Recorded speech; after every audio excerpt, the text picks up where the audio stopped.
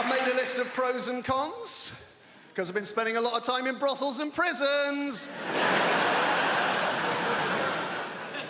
Made a list of pros and cons, always good, give you a bit of balance, Con, complete loss of all feelings of hope and possibility. Well, doesn't sound very good, does it? It doesn't sound much fun, does it? Pro, increased plug socket access.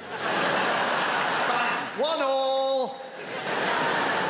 I say increased, it's actually total plug socket access. I've got 32 plug sockets in my house. Each and every one of them is now under my sole domain. Con, all experiences that form the basis of my happiness and sense of self-worth are now destroyed by grief. Downer. A bit of a downer, isn't it? Pro, less recycling. I can fit it all in the green box now. It's remarkable when you take into account just how much I'm drinking. Oh, John, you're meant to heat mulled wine. All right, Your Highness, hand me the bottle and leave. Con, I'm gonna lose me house. Bit of fun. Pro, 25% off council tax. I was on that like a ferret. Dialing as the door slammed. And that's us fresh out of cons. The rest are just pros, guys. Yeah. Increased freezer space, all 4 drawers. Cheaper gas and electric. Reduced wear and tear on fixtures and fittings. And when I say reduced, I don't mean by half, because I was only ever responsible for about 10% of scuffs and spills. So we're looking at a net reduction of 90% in real terms. This is my favourite one.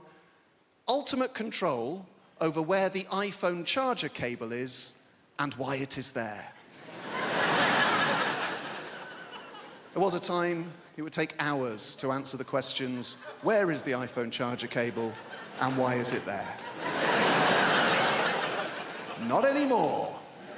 Plugged in next to the bed, most convenient place to have it. Simple.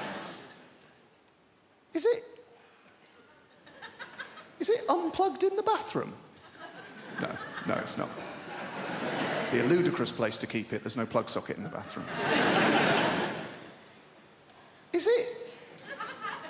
Is it in the front pocket of a rucksack you no longer use? That'll be the last place you look. That'll be very frustrating. Is it plugged in on a train we have alighted from? No. It's plugged in next to the bed because that's the most convenient place to have it. Let's lighten the mood a little bit. Let's talk about terrorism. Terrorism... Listen, one of my main issues with terrorism is simple, all right? It's got people that have known me my entire life doubting my credibility, all right? It's mad thing. And I want to let you know, all right? You guys are a little bit worried at the moment. I'll make it explicit for you. I am not a member of ISIS, all right? I'm not, okay? I have nothing to do with those people. I don't follow their ideology. That's because I've got 6 months left on my Al-Qaeda membership. I'm a lot... Where did they go? My gosh. I'm going to get some water, all right? Flipping it. It was a bad choice wearing this heavy-ass jacket, you know what I mean? And you know what, actually? Ooh, it's squirting all over the place. I tell you what is the biggest threat to Muslims on the face of the planet today, all right? Dehydration. We cannot carry around clear liquids in a bottle anywhere, all right?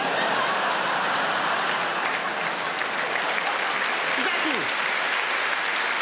Dying up here on this stage, dying in airplanes, stressing me out. But the thing about, listen, hey, can I pop this here? Bruv, can you have that? Thank you, my G. One of the worst things about terrorism is how it's got people doubting my credibility. People I've known my whole life, all right? I want to give you an example. I've got a neighbour, okay? She's called Maud. She's known me for 27 years. And because of the media narrative, the way that the media portrays Muslims, minorities, Black Lives Matter, the world is very divisive. Who in this room just wants to live and get along? Make some noise. Exactly, we all want to, all right? But the media has got people doubting me, all right? So I've had my neighbour 27 years. We've got it's a nice, simple thing. It's a neighbourly thing to do, all right? A regular Friday wheelie bin ritual. We grab the wheelie bin, drag it down to the end of the driveway, have a quick natter, go back in. It's what neighbours do, innit? It's what neighbours do, all right? This particular Friday, Maud is like clockwork, but she was late. And I'm thinking, rah, is Maud okay? I hope she's all right. Usually she's like, the bin was stinking of shit, but I thought, you know what, I'm going to stay here. I'm going to be a good neighbour and have this conversation. Boom. 3 minutes later, boom! She kicks open the door. She's stressed. She's flustered. I said, Maud, is everything okay? She says, now, Gus, everything is far from all right.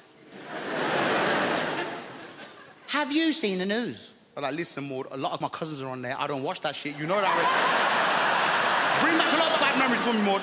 She says, Gus, it's the ISIS. I-Z-I. She's from Birmingham, that's how she spells it. It's the ISIS. They've been doing terrible bloody terrorisms again, them lot. I was like, yo, Maud, listen, that's bad.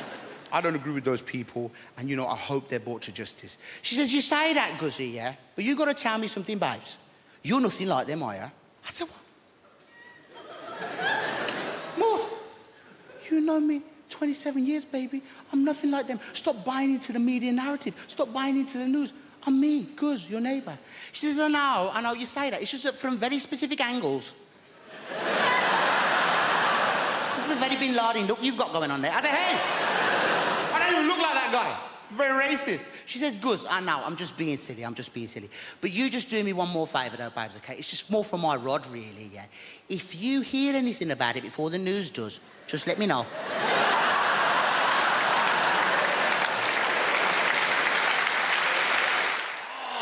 Oh, we have a great show for you tonight. We have a fantastic show. Very funny comedians. I know funny. I do very funny. People always ask me who I think is funny. That's the number 2 question I get asked as a comedian. The number 1 question I get asked as a comedian is, have you ever died? Soon as you tell someone you're a comedian, first thing they want to know, oh, you ever died? Oh, what's it like when no one laughs? Oh, tell us about the worst gig you've ever had in your life. Please, relive for me, in minute detail, the worst moment of your professional career. Have you ever really died? It's like saying to a doctor, tell us about the last patient you lost. What happened? With the family crying. I bet they were they? Yeah. People are such ghouls. It's the number 1 question. Have you ever died? Number 2 question, though, is what makes you laugh? People always want to know that from me. Who do you think is funny?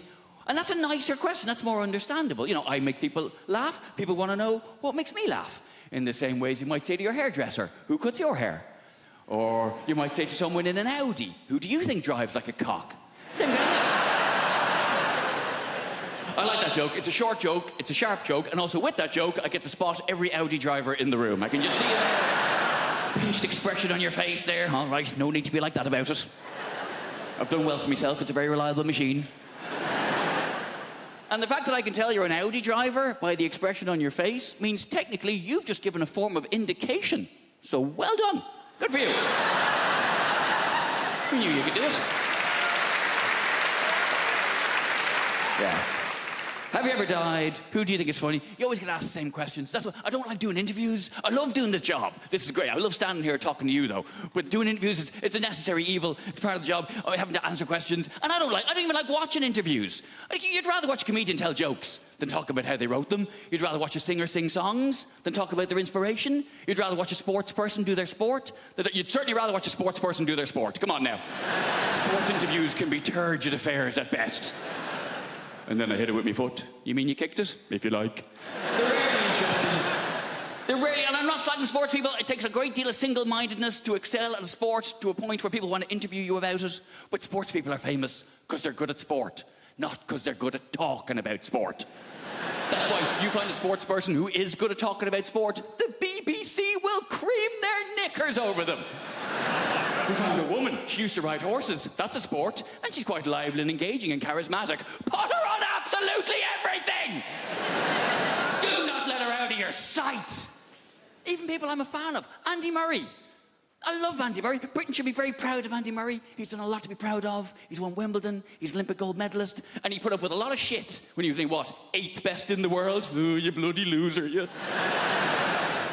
He's done a lot to be proud of. He's won Wimbledon, he's Olympic gold medalist, he's magnanimous in victory, he's humble in defeat. And he's a big comedy fan. He's been to see me live, I've met him, lovely bloke. But Jesus Christ. I cannot listen to him drone on one more time about how he won stroke lost another tennis match. I can't do it. Well, then I hit it to him, and he hit it back to me, and I'm very good at tennis, but he is also very good at tennis. Some days I'm better at tennis than he is, but I think what's happened today was he was slightly better at tennis than I am, and that's maybe why he won the game of the... Oh, for God's sake, man! I'm not very sporty, you can probably tell. I like hill walking. Doesn't really count as a sport. I like hill walking and camping. Proper camping, though. None of your glamping bullshit. Glamping. Derivation of the words glamorous and camping, where you stay in a yurt, which is more expensive than a hotel. What is wrong with you? A lot of people don't realise yurt is a derivation of the words yura and twat. A lot of people don't realise that. Going away with my wife, she does this thing, right? If you get her in an airport, I'm not allowed to have my own passport. It's embarrassing. It's embarrassing. I'm a 40-year-old man. I get to passport control. They say, you got your passport, mate? I'm like, no.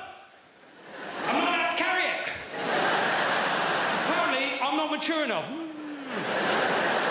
I don't know what happens, man. The moment you get her near an airport, she becomes like some sort of Russian people trafficker. Do you know what I mean?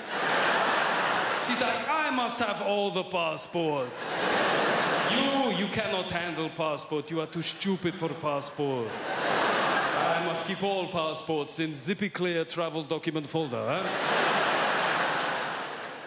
Alongside printout from TripAdvisor. But you may carry the bags. I'm like a peasant boy for the day. Oh, thank you, master. Thank you very much. Yes, it's a real honor for me to carry your bags, you know. 11 pair of shoes for 3-day mini break is a good idea. Yes. Maybe you will become a centipede while we are in Egypt. Who knows?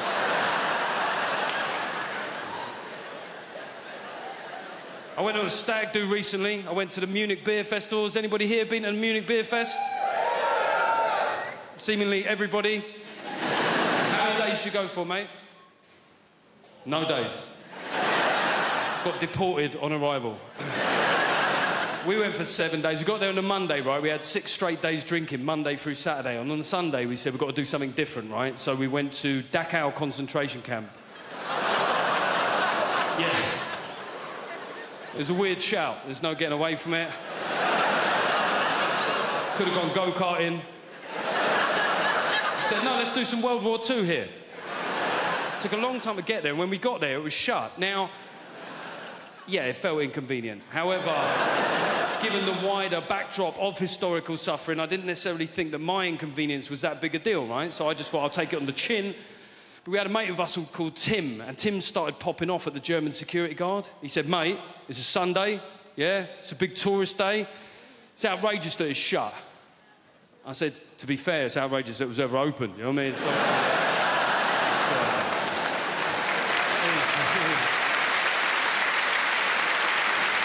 It is weird that you're making this about you, Tim, to be honest. People say dumb things, though, don't they? I was having a beer with my mate Wayne the other day, and Wayne likes to tell you where he was on the occasion of big historical news events that happened within our lifetime, right? So I mentioned 9/11, and Wayne went, 9/11, remember where I was that day? I was like, don't care where you were. I don't see how it's relevant. I don't see how your whereabouts on that fateful, terrible day will form some sort of meaningful historical footnote, Wayne. I'm being honest here. He looked hurt. He went, all right, where were you? He went, karate. I went, see, that's exactly the sort of trivial shit I was worried about, Wayne. He said, well, you know, I was in New York 6 months before that. Makes you think, doesn't it? I was like, no. No. To be honest, all it makes me think is I wish you'd been there 6 months later. Sorry.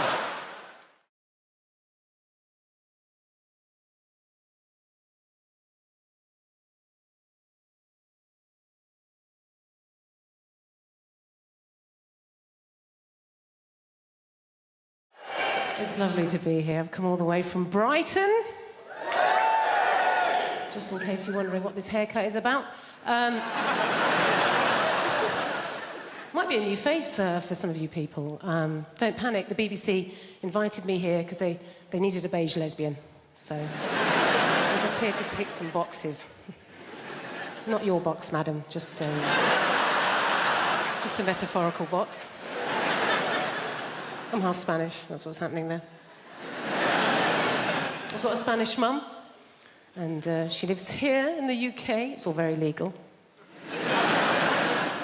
She's lived longer in the UK than she's ever lived in Spain, but the brilliant thing about my mum is that she's never lost her accent. She talks very, very quickly. She lost the words she cannot pronounce. Lost the words she cannot pronounce, huh? My favourite word that my mum's never been able to pronounce is my brother's name. Not even a difficult name, his name's Stephen. I don't know if you've noticed this, Spanish people, any word that begins with the letter S, they struggle, right? So my mum doesn't call him Stephen, she calls him Steven.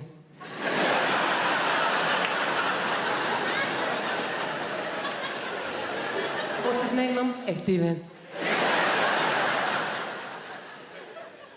Is it? Isn't it just Stephen? Jennifer, I know his name is my son. It is Steven! You don't want to mess with my mum. She's not like British people here in this country. We can be quite passive-aggressive, can't we? She's just very aggressive woman. I don't know how my mum's never really coped in this country, and I think it's because, like a lot of Mediterranean people, she's quite loud, yeah? She's got one volume, it's like this. Hello! How are you?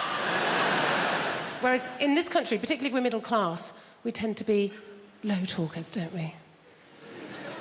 We don't like to raise our voices, do we? Why? Because we've got money.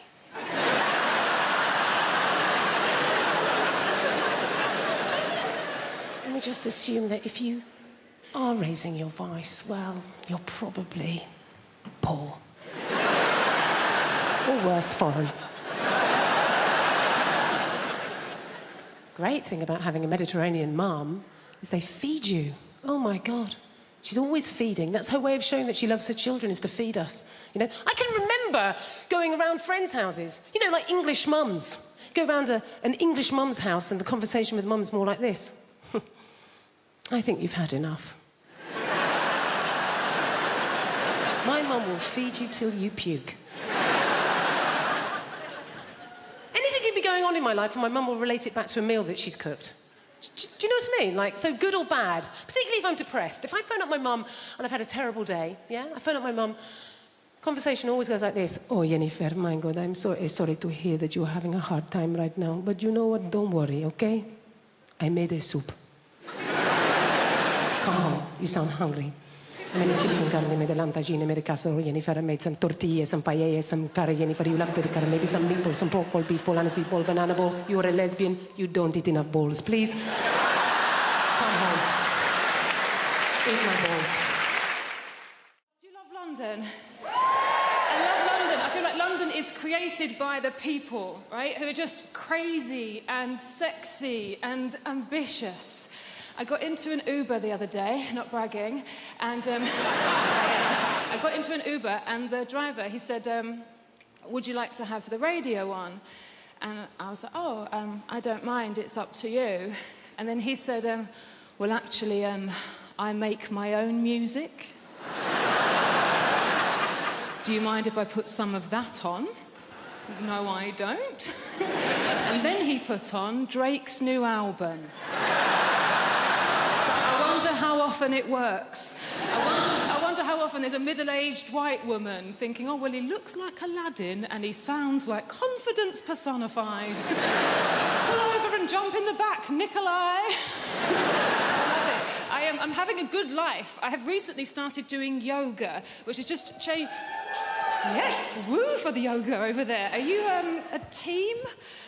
I'm new to it. I love it. Yoga has changed my life. It's brilliant. Yoga is my new drug.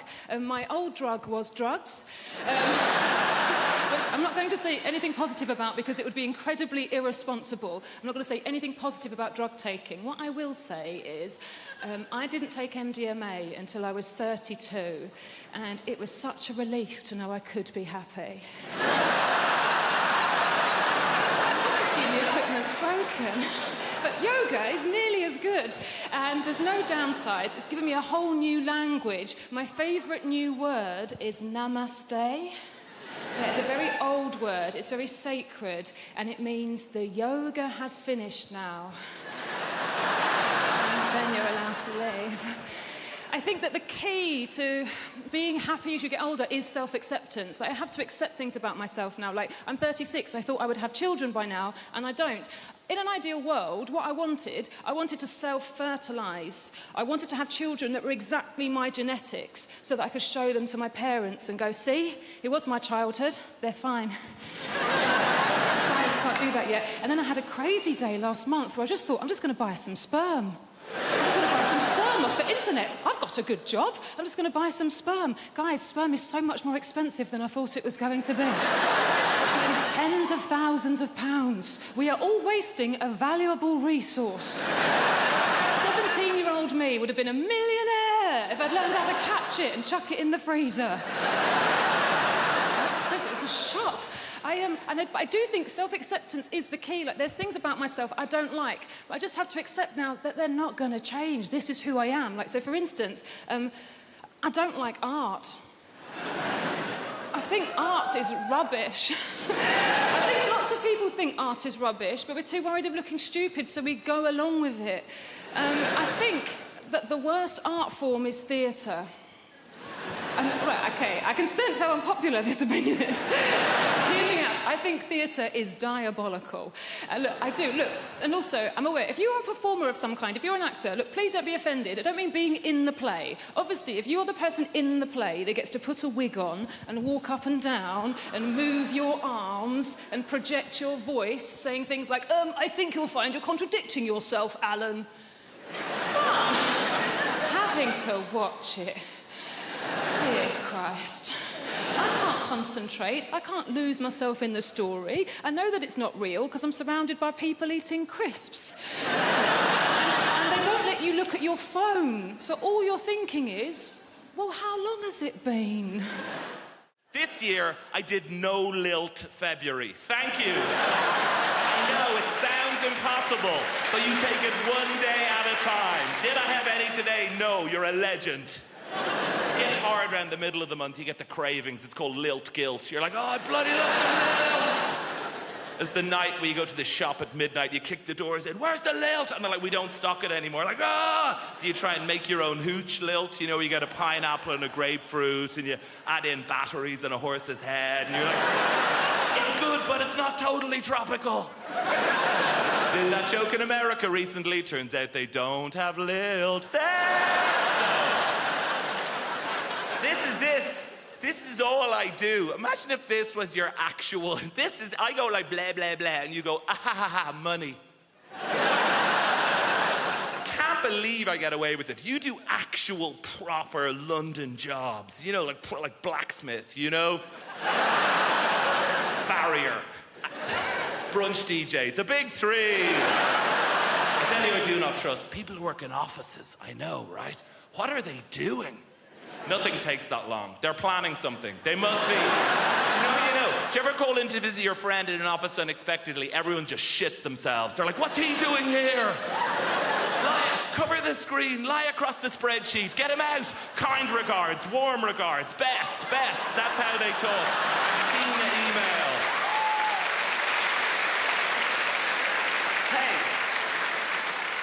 I know what it's like in the real world. Look, sometimes I check in your world. Oh, gross, back to showbiz. And... No, I'm very self-aware of the level of fame that I have. I was in a supermarket recently, and an older lady came up to me, and she put her hands on my shoulders, and she said, you are vaguely familiar. And that is it. I did a gig in Wrexham, and I was at an ATM machine, and a guy cycled by, and he shouted at me, surprised to see you at an ATM machine. And I've been obsessed with it since then. What did he mean? Like, on the one hand, is he surprised I don't have a butler to go to the ATM machine for? No, I think it's the opposite. I think I'm surprised you have any money whatsoever doing keyboard horse shit. Here's my my greatest ever showbiz tale. I did a gig in your Milton Keynes recently, thank you, and I was staying in the Milton Keynes Hilton, and she is the least well-known of all the Hilton sisters. And I checked in after the gig at like 12:30. Room 303 is where this took place. Open the door, TV on in the room. Not that uncommon in the chain hotels. I guess it's to welcome you. But get this, on the TV is me playing the shitty keyboard on some show. Immediate thought is like, is this a service they provide to all guests? If so, no, it's the realization, this is it. I've arrived. And I waltz into the room, down the little corridor with the loo away to the left. And as the room opens out, there is a fully naked man lying on the bed. So they've given me the key to someone else's room. But he is lying there, watching me on the TV. And he looks up.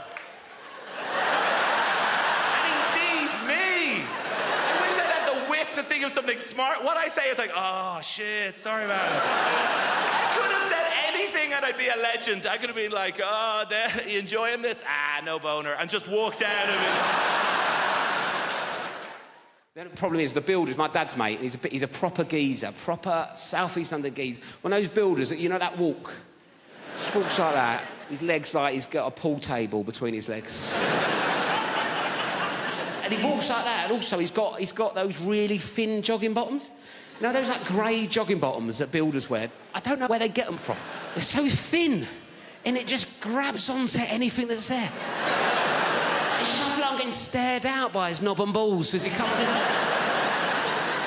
And sometimes it's weirder than him being naked. I don't know why. It feels more intrusive. He's like, hello, son, what we got here? I don't know. Everything's... Walking around like that. I reckon I could draw his knob and bollocks from memory better than mine. So he's coming like that. And I'm like, oh, God.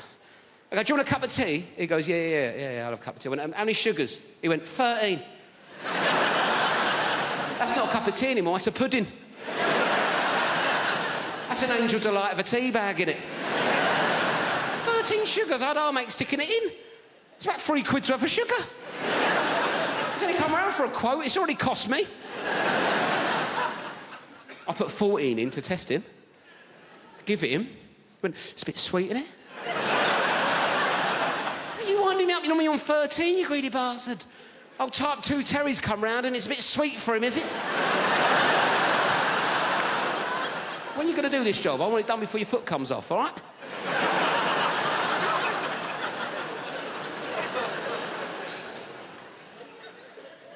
Anyway, I had a Kit Kat in the fridge, right? I thought, right, let's get him back on side of Kit Kat, right? He's into sugar. I like introducing people to new things, see if he wants a Kit Kat. 4-finger Kit Kat. Like, how would you eat a Kit Kat? 4 fingers? I've said that wrong, haven't I?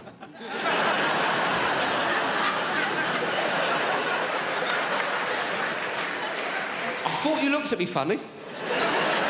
Sorry, I said that like it was your name.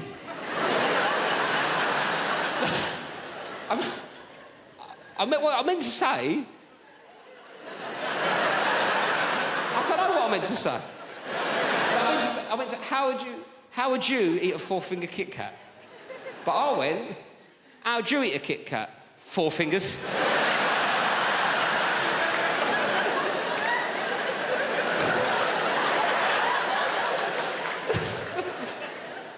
Oh, God.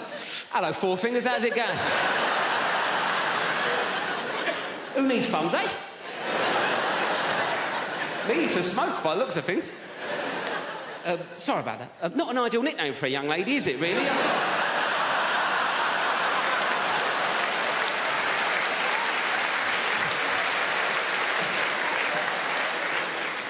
So what would you do? 1 finger at a time? Is that what you'd...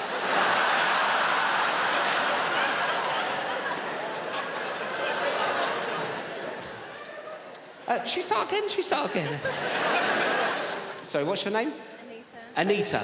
Nice to meet you, Anita. Sorry for calling you 4 fingers. Anyway, Anita, how'd you eat a Kit Kat? That's what I was going for. 1 at a time. 1 at a time, right. 1 at a time's a normal approach to a 4th. Got there. Yes. Anyway, one at a time's the normal approach to a four-finger Kit Kat, isn't it, right? I gave this builder a four-finger Kit Kat. He picked it up, put the whole thing in his mouth at once. Bit into it like he was eating a bun. Dirty ogre sugar bitch. What kind of animal is one popping a four-finger Kit Kat?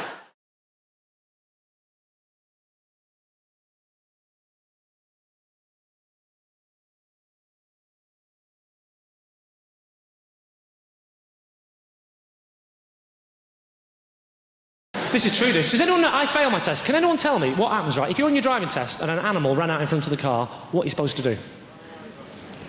Supposed to run it over. That's the right answer. If they say anything else is a danger to other road users. I'm on my test. Everything's going great. Suddenly, this goat ran out in front of the car. So I remembered what he said, and I kept driving. A few seconds later, I look in my rearview mirror. The goat is fine. I've missed him by millimetres. Now, obviously, I didn't want to fail my test. So I slapped it in reverse like that. But I must have been chasing that little fucker through that field for 45 minutes before I ran over his head, and he still failed me. Where's the justice in that?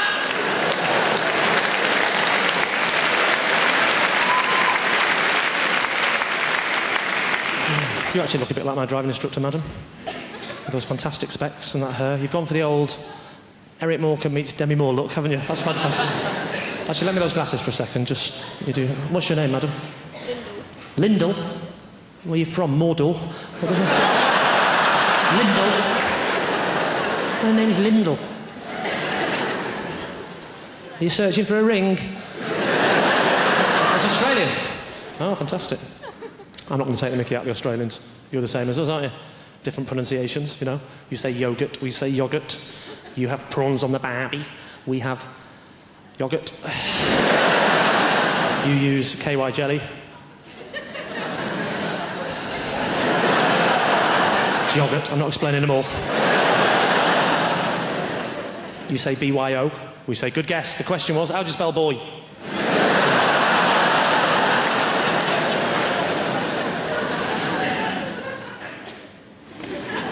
Arsenal! What do you do for a living? Are you a welder?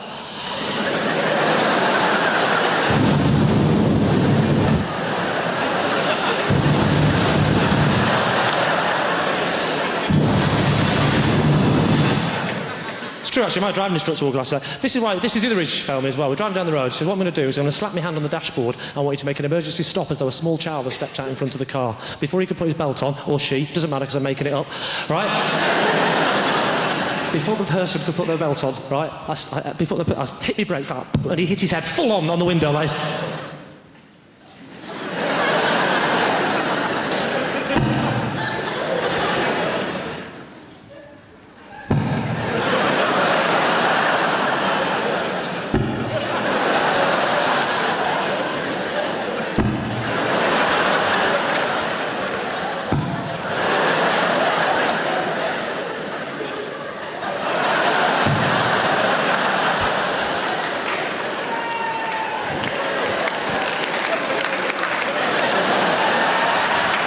I'll just show it off now. Oh, bad job! Hey! Hey! Then he turned around to me and said, why don't you wait till I slap me hand on the dashboard? I said, there's a child's life at stake here. I haven't got time to mess about with games, mate. Oh, sorry, you didn't see any of that, did you? No, sorry. You were just sat there, weren't you, going, what's he doing? What's that noise? Has he got a kind face? They know their wildlife over there in Australia, unbelievable. They have koala bears over there. There's so many of them. They've actually trained them to work in the cities. And get your guess, right? What job do you think koala bears do in Sydney at the moment? What job are they trained to do? Give me a guess. What's that? To be bears. They're kind of... doesn't take much training, Tracy, to be honest. Given that it's already a bear, it really... unless you want to be a different kind... You're no koala, you're a grizzly. Get out there, go on, get out there, koala. Give me another guess. What do they train them to do? Koala bears. Cuddle is glorious. What a beautiful idea. They train them to work as professional cuddles. That's a fabulous idea. All over Sydney, there'd just be podiums sitting there with a koala on it, and you can walk up and go, I'm a bit down, come over.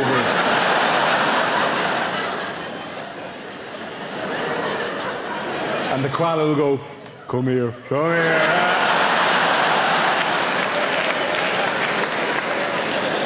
All right, now you shouldn't have now. Thanks very much. Brilliant suggestion. Give me one more suggestion. As phone sex operators. They train the koalas to work as phone sex, not actually just as operators, not actually to do the thing, but to go, I'll put you through now.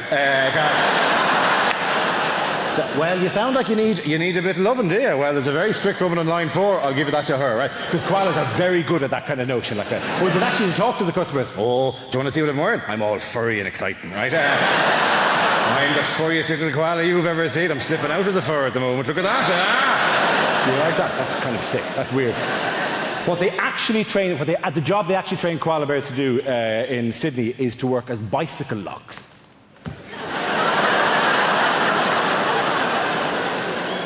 You take the koala, you put him in the frame of the bicycle, his little hands reach around through the spokes of the wheel, and then he just holds on to the bicycle like that.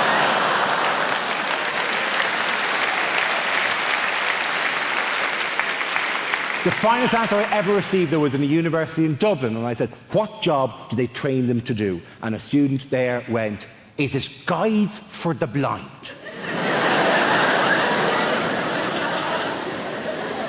And I said, well, surely they'd use dogs for that. And she said, not for walking, for climbing.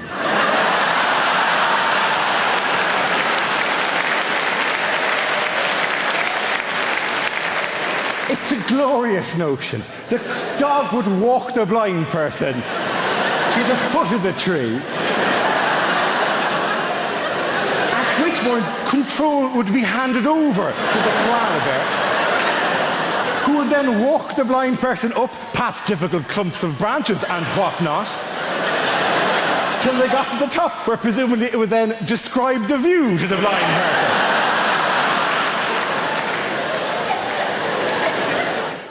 I'll tell you something. Thank you.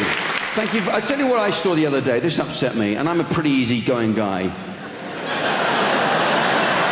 You know what I saw? I saw an ambulance. Big sign on the back of the ambulance, on the back door. Do you know what it said? It said, this is an ambulance, not a taxi. This is an ambulance, not a taxi. I know, I can see. Don't worry, I can tell. I know it's not a taxi. You know how I know it's not a taxi? Because last time I called a taxi, it didn't take 3/4 of a fucking hour to arrive. That's how I know. While I'm on the subject, can I just ask, is it really strictly necessary in this day and age to have the word ambulance written back to front on the bonnet of the ambulance? No, so if you see it in the rearview mirror, it says, I know why. I know why. I'm just questioning it. See, my point is, if the blue flashing light and the big red cross hasn't done it for you, just a hunch, but I suspect the word ambulance is going to be lost on you as well. So I'd like to know if there had ever been anyone in the history of the automobile who was driving along, looks in their rearview mirror and goes, huh, what the heck's this? Who's this joker with his blue flashing light and big red cross behind me? Well, he's not getting past me. What does this say? Eculumbo? What does the hell that mean?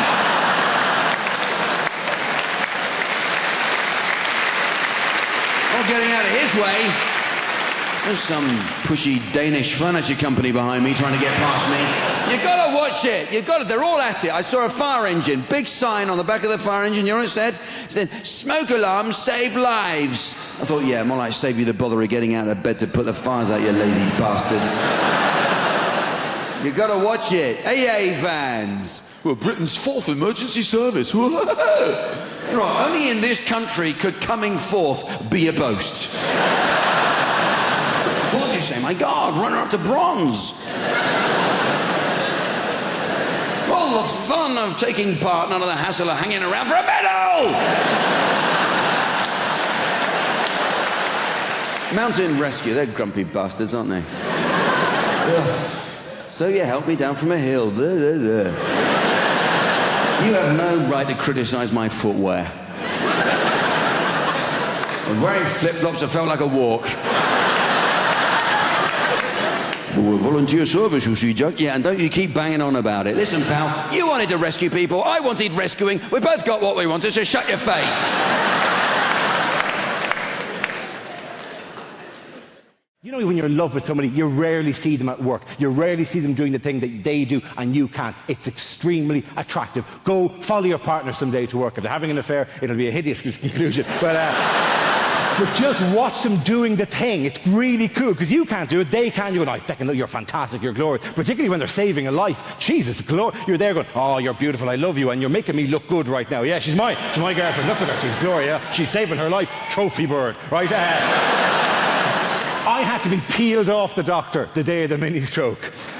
Seriously, she was underneath me going, that's very flattering, but could I deal with the situation first, right? And I was behind her going, no, she'll be unconscious for a while, yes. Apologise, she's actually in the room tonight. Sorry about that. But it is nothing more attractive than seeing the person. I mean, the doctor here, have you a partner there with you? Have you a boyfriend or a husband with you? Yeah, he's a teacher. He's a teacher, so he's not in the medical trade. My teacher friend, isn't it sexy? Have you seen her ever deal with an emergency, have you? Not yet. Not yet, he said loudly. Get her to run over one of these feckers on the way home tonight. Dude, it's extremely attractive, but the one bad thing is you're very clannish people, the doctors. They have a tendency to hang around together in little groups, right? Okay? My teacher friend, do you have to go to loads of social events where it's just you and doctor? Does that happen to you, my friend? Does it? I hate it. Yeah, I know, it's a nightmare. I hate it, he said. I am articulating your pain, my friend. He hates it, ladies and gentlemen, because there's times I've been at dinner parties and it's doctor, and I'm the only feckin' muggles in the room, right? And they don't know half as much as you give them credit for. My friend, if you're ever at another dinner party and it's all doctors, feck with their heads, it's remarkably easy to do. If you're ever out with a load of doctors and they're going, well, today I performed a fucking duckendectomy. You just go, yeah, but what are hiccups? Exactly.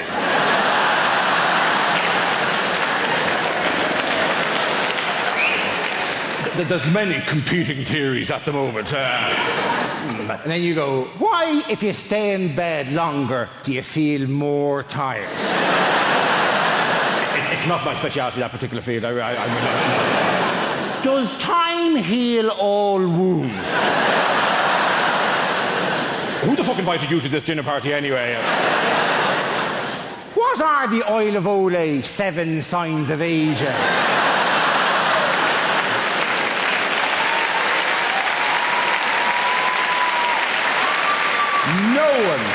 No one actually knows what the Oil of Olay 7 signs of aging are, right? Apparently they start with little lines around the eyes and finish with a woman sitting on a stairs with a bottle of gin going, I gave him the best years of my life! And it takes a feckin' hell of a cream to get rid of that, let me tell you. Doctor, one final question. Doctor at the back there, my surgeon friend, liver and pancreas, answer me this. What are hiccups exactly? Diaphragmatic irritation. A diaphragmatic irritation. Good woman yourself. Very good. Let the punters at home note, she said diaphragmatic irritation, which is right. I also would have accepted any arrhythmic irritation of the phrenic nerve. Please. I'm not a doctor. I'm just riding one. Okay.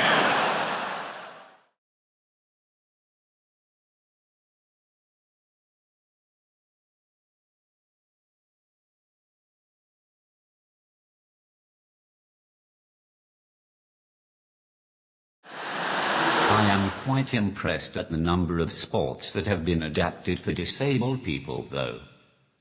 It's nice that they are so inclusive these days. I reckon we should go further and adapt versions of classic board games as well. You could play a very special edition of Guess Who, where all the characters had disabilities. No one would ever win, because everyone would be too afraid to describe their character in case they caused offense. The questions would be fun as well. Is your person incontinent? Does your person have crayon around his mouth? Does your person have trouble speaking properly? Is your person Danny Dyer?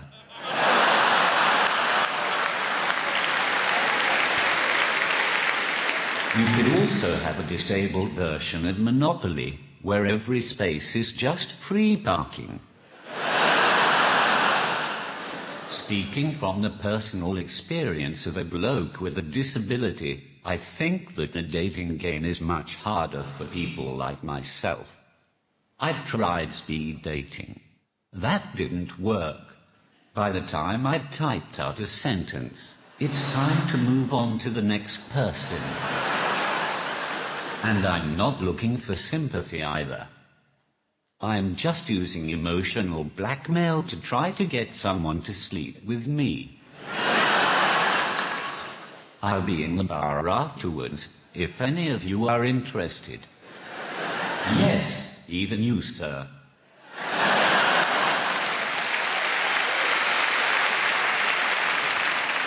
One of the main problems I have with dating is that I find it hard to approach girls in the traditional sense. I don't have the ability to chat up a woman. When I meet a girl, I have to type them up.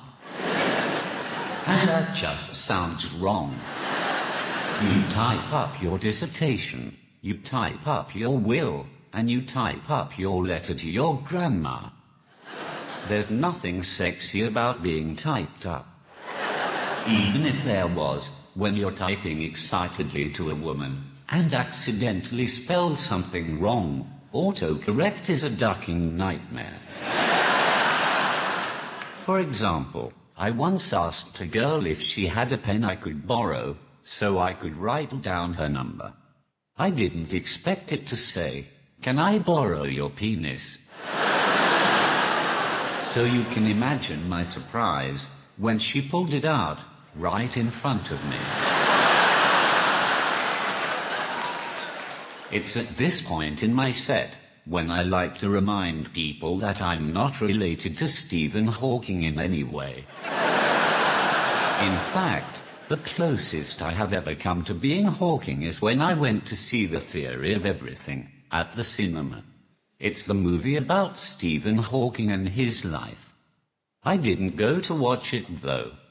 I just went so that I could sit at the back, say random sentences on my iPad, and fuck with the rest of the audience. I read this thing, right, online, so it must be true, where everyone who's under the age of 30 is going to live till 160. Like, you look tired now. 160! I don't want to be sat in a flat, leaking, liver spotted. Your ears and nose, they never stop growing. I'm going to be sat there looking like I work at bloody Gringotts Bank, just like... And I think if I get to 160, I'm ending it. I don't know how you do it. What are you going to do? Sort of suffocate yourself with a bag for life? I reckon the best way, and maybe like a toaster in a bath situation, but it'd be one of those like sit-down baths with a chair and a door, and then you have to wait for it all to fill up. You put in a bit of matey for a last bit of luxury, and then you go, oh shit, I forgot the toaster, and then you have to wait for it all to drain. You open the door, you go out onto the landing, down a stair lift, into the kitchen, you go, what the bloody hell have I come in here for? It's never going to happen.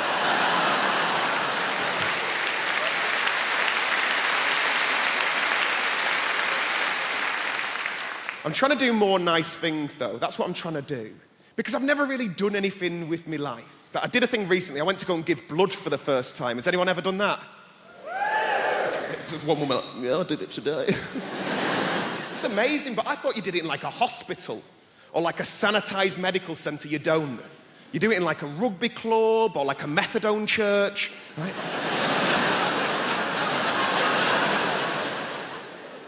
I turned up to this bingo hall near my nan's house, right? I was greeted by the second moodiest person I've ever seen in my life. It was a woman called Linda. Like, her name badge said Jean, but she looked like a Linda. Do you know what I mean? Like short bob, gelled fringe, good at darts. She weren't happy. She weren't. I turned up, she goes, have you got an appointment? And I went, no. And she goes, have you filled out a form? And I went, no. And then she threw this form at me, and as I'm walking off, she goes, thank you very much for giving blood. We really appreciate it. Giving blood is the greatest gift anyone could ever receive. And I'm thinking, Linda's never been given a slow cooker. So, take this form, I start filling it out. I had to use this woman's eyeliner because Linda wouldn't lend me a pen. Just filling it all out. And as I said, the only reason I went to go and give blood is make myself feel like I'd done something with my life. And instead, I'm faced with all these very serious adult questions. It was things like, have you ever been to Africa? And I'm like, no. And he goes, have you ever had sex with a man? And I'm like, no. And he goes, have you ever had sex with a prostitute? And I thought, I've done fucking nothing with my life. Nothing. Have you injected drugs? Have you spoken drugs? Have you had any treatments in the last 6 months? I panicked. I went, oh, well, me and my mum have had facials off Groupon. Not the right answer. Weirdest question, are you HIV positive? I was like, what? Like, no. Like, if anything, I'm against it. And then they took me off into this room, and there's all these sort of like Sharons and Johns lay on beds with sort of needles in their arms. Like, it looked like a spa day for smackheads. Belt round my arm, not even a nice belt. They spanked it a bit, they told me to relax, and then they whipped out the biggest flipping needle I've ever seen in my life, and I just fainted. Completely fainted. I can hear all these muffled voices, and then I can hear Linda's bellowing voice just going, I knew he'd be a fainter. I'm like... By the time I'd come around, all these people are trying to help me out, and Linda just parted them. And her way of trying to make me feel better, her way of trying to make me feel like a proper grown-up was going, would you like a glass of orange juice and a biscuit? I was like, no, Linda, I want to have sex with an African gay man for money. That's what I want to bloody do.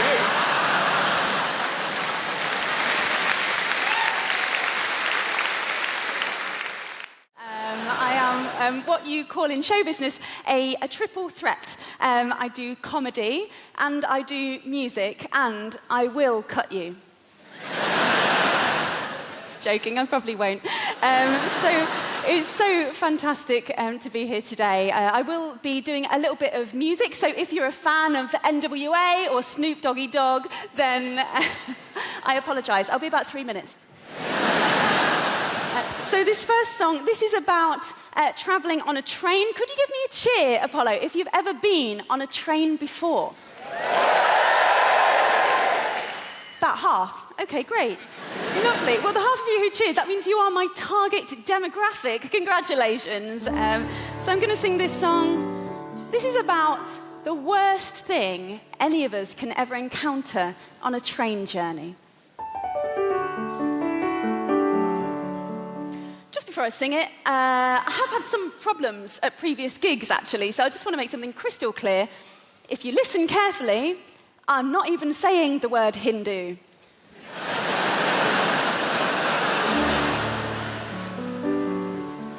Just listen harder. Hindu on a train. Hindu on a train, cowboy hats and penis cakes, neck tattoos and big L plates, and voices like a foghorn in a drain. Hindu on a train, groping every passing male. I suspect you've been to jail, and God willing you might all go again. And although I have so many things to say to you, I'm aware that there are 6 of you, and all of you have had more fights than me. I've never glassed someone, but I do know how. Perhaps I'll glass you now. Hindu on a train, you brought your own speakers too, brilliant. To belt out Calvin Calvin Harris tunes. I mean, the maid of honor's clearly on cocaine. Heading on a train. You see me staring and you threaten me. Then drunkenly you all set on me. And with a dick-shaped bottle take your aim. If you only knew, we're not so different, me and you. Just 3 months ago, my friend's Hindu, we got drunk and we pretty much hijacked a plane. We were worse than you. We went down on all the crew. Mostly reluctant gay men, some women too. We got thrown out of Spain. You see, we're all the same. But you're not listening, you're bashing out my brain. Hindu on a train.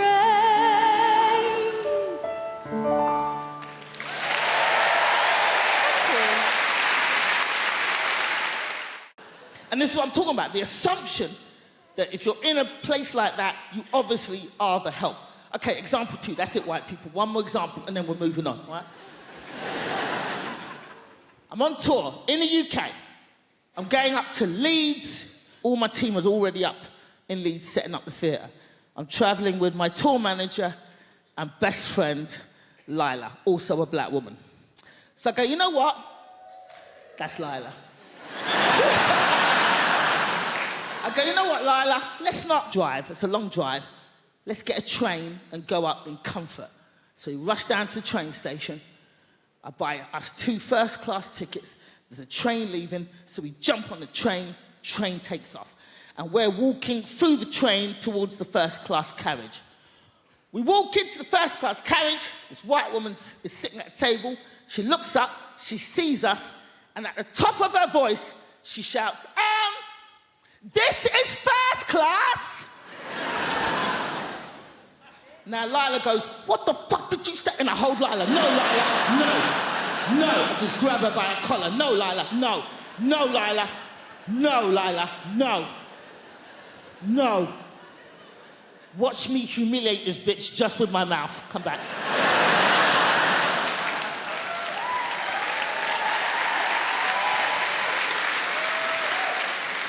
So at the top of my voice, I say, thank you, lady. But what was it about us that made you assume that we didn't belong in the first-class carriage? She starts to fumble. Everybody on the train just kind of leans out from behind their seats.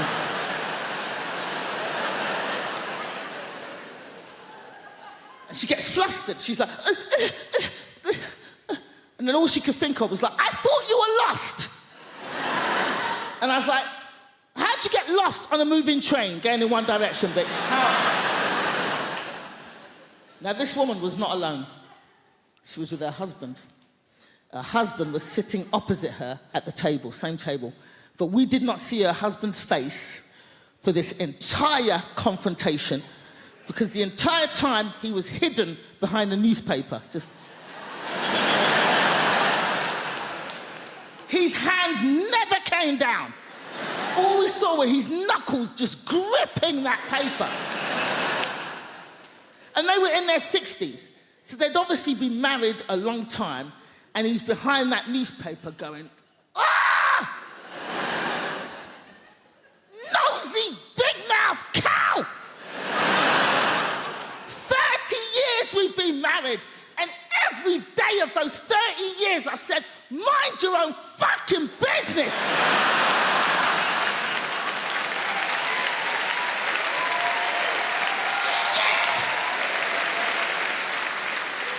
And now we're both gonna get beaten up by these 2 black boys.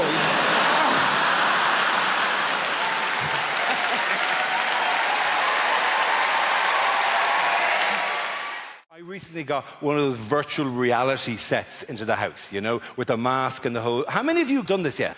1, 2, 7.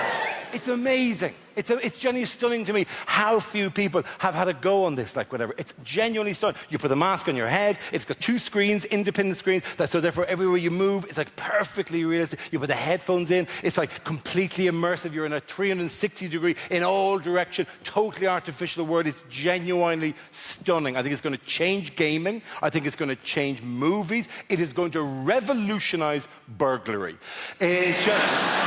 You break into a house and somebody has that on their face, Jesus, relax, chill out, you've got an hour. They're not going to know you're there. There's no rush, you can choose what you want. I like that, but that'll work well in the hall. It's a different game, right? And the weird thing is, as you saw there, not everyone's having a go at this. This is a genuinely transformative entertainment technology, and not everyone is using VR, right? And one of the quiet reasons that no one's talking about it, the reason that people aren't using VR is because nobody's using it to watch porn. It seems like a weird thing to do, but in the kind of history of nerdy kind of things, porn is surprisingly important for getting new technology accepted. Porn is the reason why Blu-ray beat the other kind of special DVD in their race a few years ago. Porn is the reason that sometimes video streaming software beat other kinds of video streaming software. The stuff that gets used for porn has a place immediately in the market, right? And nobody is using VR for porn, right? And I'm not naive, right? I know that men are visual creatures, but I can kind of see, you know, no man, while actually making love, has ever there been going, oh my God, this is incredible. Oh my God, honey, this is amazing. Oh, I'm almost there. I'm almost there. Let me just have a quick look around the flat. Oh, that's fantastic, Jim. Oh, that's amazing. Jesus, huge. Is that Corner Sing original now, or did you have it on later? But the main reason that people aren't using VR for porn is because you cannot be entirely sure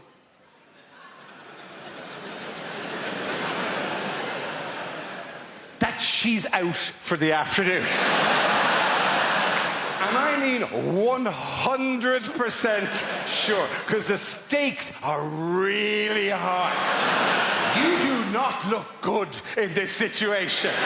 You do not need your loved one going, oh, I've left my credit card, I better go back in. What is this you're doing to yourself?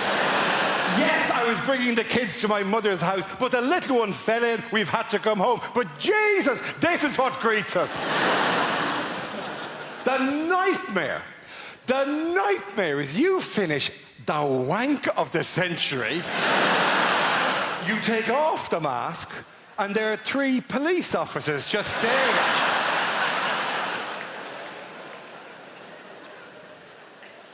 Going, do you have no idea what's been happening for the last while? Somebody broke into your house. They were spotted, we were called, there's been a standoff. You've been a hostage for 45 minutes.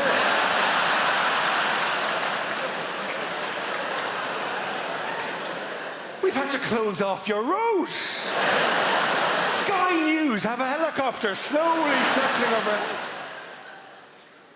Your wife is outside on a megaphone going, stay strong, John, stay strong. And all the time we've been watching you on the thermal imaging. Just battering away at yourself.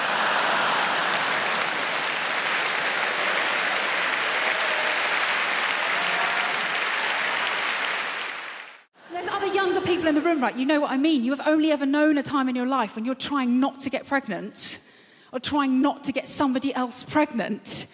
And I don't want to blow my own trumpet, but on both accounts, I fucking smashed it. I think it comes down to skill set at the end of the day, doesn't it? People are just good at different things. Some people are good at the violin, some people are good at parallel parking. I was very good at taking the pill. Every day, every day, every day. Honestly, I used to think I was so good at taking the pill, I deserved a reward. Arguably, there was a reward. It was the reward of not having to watch Peppa Pig or cleaning up another human's shit. Tell you what I don't understand, right, is women who are on the pill and forget to take it. Don't get that. Because don't get me wrong, I forget things. I forget my keys, my wallet, the fact I'm married. Sure! But forgetting to take something that can prevent you from creating a human that could one day say, turn the machines off, is what she would have wanted.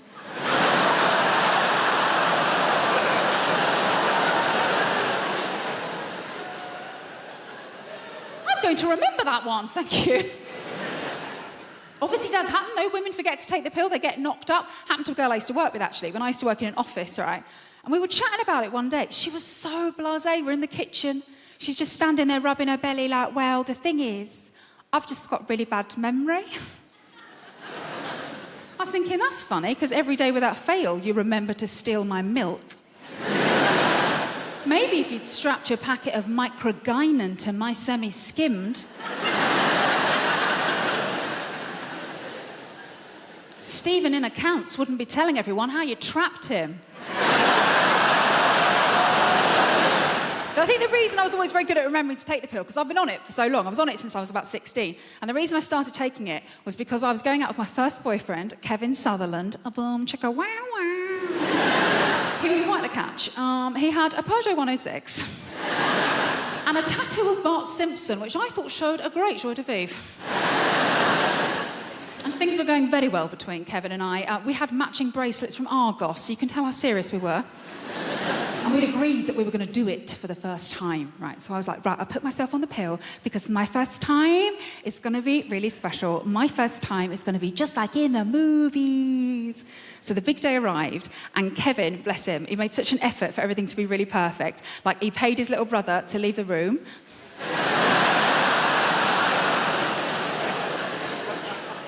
To this day, the most romantic thing a man has ever done for me. And he made a mix CD of all of our favourite romantic songs. You know, like Boom, Boom, Boom, Let Me Hear You Say Wayo. And as we lay down on his single bed, with his Liverpool FC duvet cover on it, the scent of Lynx Africa heavy in the air. And as Kevin took my virginity so beautifully and gently and quickly from behind, I remember thinking, wow, just like in the movies. Obviously, it's quite difficult to make eye contact in that position, isn't it? Almost felt like I lost my virginity to Stephen Gerrard.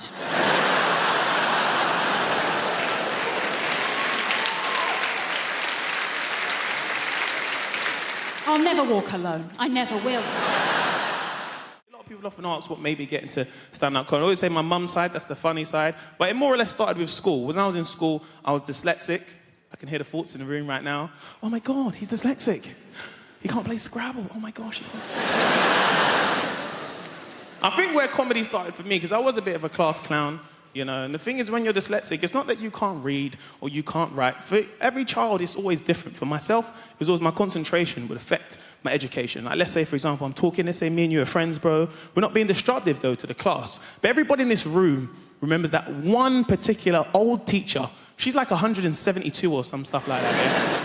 And do you remember when she'd catch you talking and make a big meal out of it? So we're having a small conversation, then she'd notice me, particularly me, talking,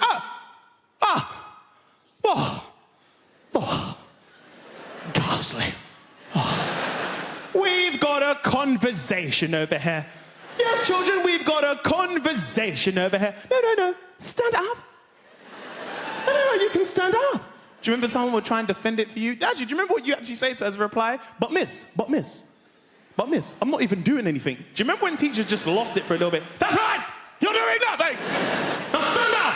Someone would try and defend it for you in your honour, in your class. Now, miss, you know what? Man wasn't even talking, you know. I was sitting right there. I'm sweating. I feel like you're just segregating him because he's dyslexic. Why are you doing this, miss? Do you remember when your teacher just didn't care anymore? She's been there so long, she didn't care. Do you remember your teacher was like, What? You can fuck off! Do you remember the first time your teacher swore? Do you remember that kid? He couldn't believe it. What, you're swearing at me? No, I don't care. I'm telling my mum. What do you mean about me? I don't care about. I'm going to tell Ofsted. What do you mean, me, yeah? Tell the whole me. This teacher didn't care. And you, stand up. So I stood in front of the whole class. You know, I was in a science lesson. So one teacher said to me, so Mr. Mo, Mr. Mo, being as you like to talk. No, because you like to talk. You ever see when teachers get so passive-aggressive, they laugh, but nothing's funny? Mr. Mo, no, you like to talk. You think it's MSN or something like this, don't you? Yes. So, being as you like to talk, yeah, you can tell everybody in this lesson, yes? Yeah, no, because you're a talker. You're a talker. You're going to be a teacher one day, aren't you? You can tell everybody in this lesson what osmosis is. Huh? What is osmosis? So I was like, osmosis. So I was like, well, osmosis is actually the process where a high concentration goes into a low concentration. A bit like if I put potatoes in water, they expand with weight and density. Anyway, what I was saying before getting really interrupted, basically like...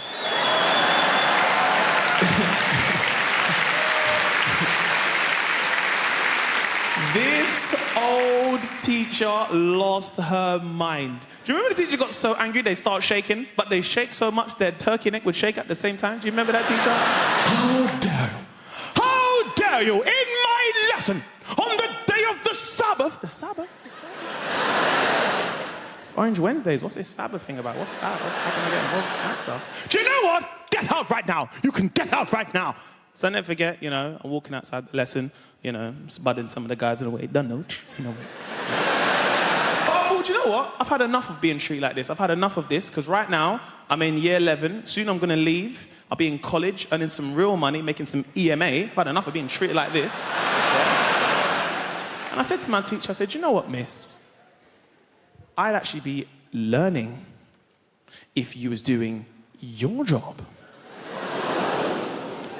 which should be teaching.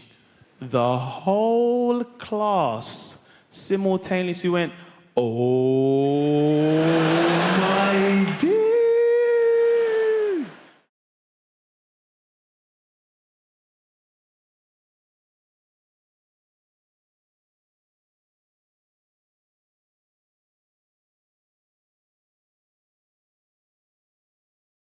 Anyway, we finally get in. My son looks around, flatly refuses to get into the dentist chair. So, of course, I think, well, I've got to lead by example now. I've got to be a role model. So I said to him, well, look, how about if I sit in the dentist chair first, and then you'll see there's nothing to worry about, all right?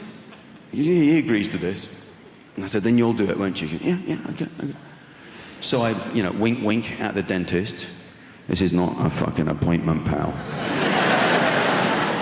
Dentist is looking at my teeth. He's, you know, he puts the bib on me, the sunglasses. Yeah, sunglasses at the dentist? At your dentist?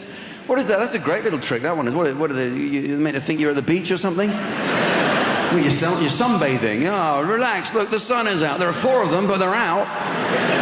Oh, you clever man. I forgot I had a Black & Decker in my mouth for a minute there. It was incredible what you did. You tricked me with the sunglasses. Anyway, he's looking at my teeth. And then he goes, oh, actually, there is something I can do for you here, Mr. D. And without any warning, gets the drill, straight in. They always do a couple like that just before they do it. They know it bloody works. They're trying to shit you up. That's what's going on. So drilling goes straight into root canal up here. I'm feeling the kind of pain that I didn't know could exist. I'm just trying to diffuse the pain through the arms of the chair. I'm just going,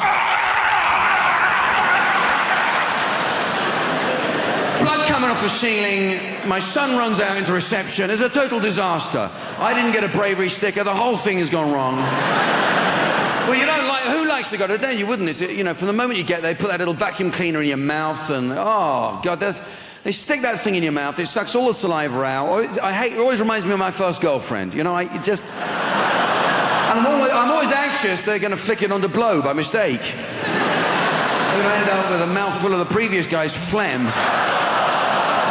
I'll be there like some human volcano in my Foster Grants full of slums. Bits of tooth I'm spitting out all day. It's not mine! I never wore a brace! It is an odd thing, though, at the dentist, how you look forward to the pink drink. Once you're there, having this stuff done, you begin to think, see that pink drink? That's mine. At the end of all this, I get the pink drink. It's going to be worthwhile. That little plastic cup with the pink drink in, it's mine. You look forward to the pink drink. He's doing what he wants. He's tinkering around with his little craft set inside your mouth. Doing what he wants, injecting the injection, that's how unnatural is that? An injection in the mouth. Oh, it'll just feel like a little scratch. So what do you say? It'll just feel like a little scratch, and then after about 10 minutes, it'll feel like you've had a stroke.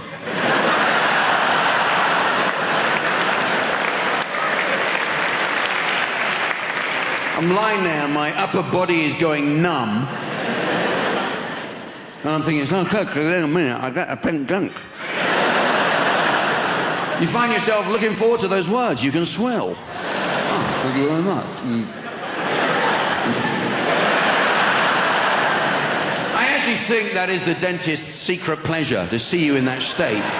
Look at you, you dribbling baby. You have no idea how much I hate humans. Nurse girl, could I have the psychological profile now, please? This is...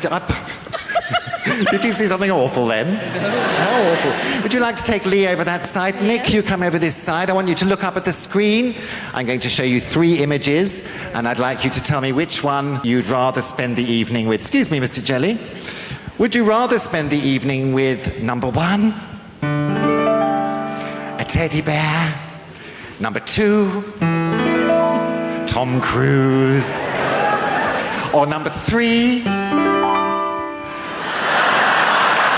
a large courgette? Which one are you going to go for? I'll go for teddy bear. You're going for the teddy bear. You're going to play safe. Let your arms hang loosely by the side. That's right. Going over here now to the Navy, where the food is obviously a lot nicer. Excuse me, Gail. Similar arrangement for you, Lee. Would you rather spend the evening with number 1, a hot water bottle, number 2, Jude Law, no stains on the upholstery, please, or number 3, a large sprig of purple-headed broccoli? What's it be? The purple head wins all the time. It does? Excellent. Would you like to now join me back in the middle? Lee and Nick, come over here. Some straightforward questions now, just to find out a bit more about you. What's your favourite aftershave? I don't wear aftershave. You don't? Deodorant? Sure.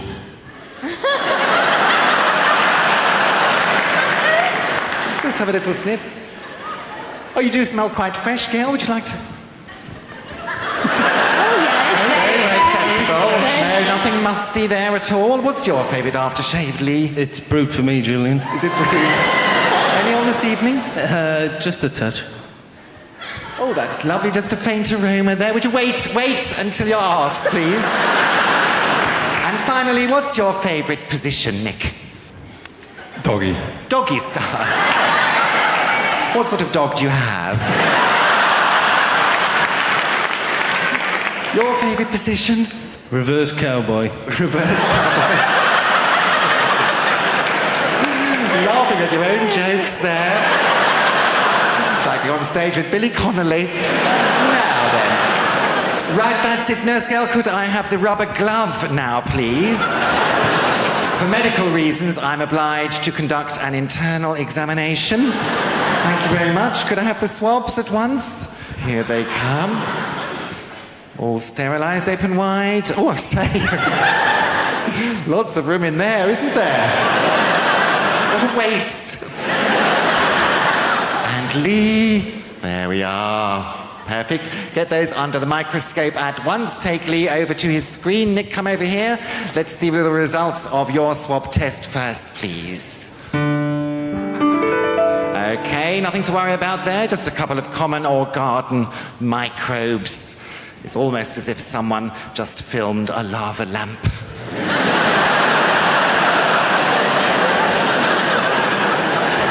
Now, the sailors' results, please.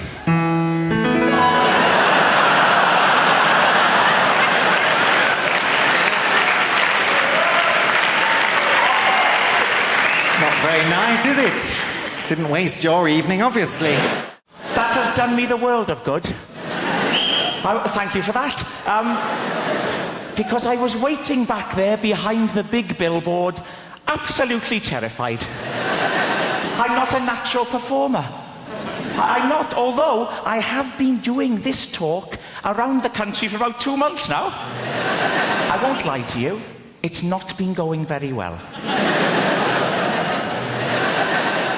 I think the worst one was Folkestone. I have never seen an audience turn so quickly. Rushing at the stage, anger in their faces. Refund! Refund!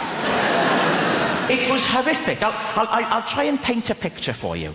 Youngsters will know what I'm talking about. Are there any youngsters in the... You can relax, sir.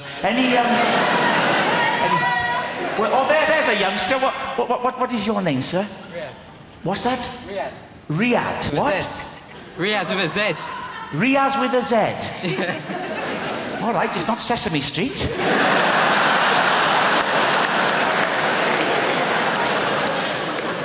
Riyadh, how old are you? 18. 18? Shouldn't you be wearing a hooded top? Get out of my shopping centre! Riyadh. Don't laugh at Riyadh, please. You'll know what I mean, Riyadh, when I talk about stage diving. Are you familiar? You won't know what I'm talking about, sir, but this is when a rock star, like a Kurt Cobain or a Duncan from Blue, they run and they leap, and you're right to be afraid, you're right to be afraid. They leap onto the audience, Riyadh. It's terrifying. The audience grab hold of them and manhandle them. Turning them around like that, all over the place. Terrifying. Now, what happened at Folkestone was almost a complete reversal of that.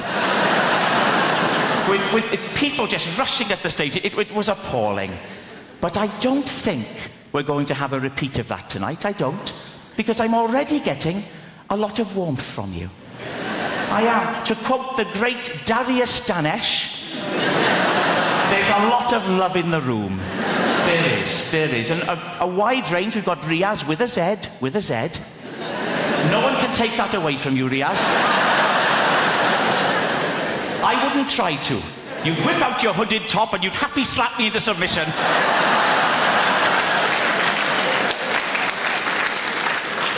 But it's a friendly crowd.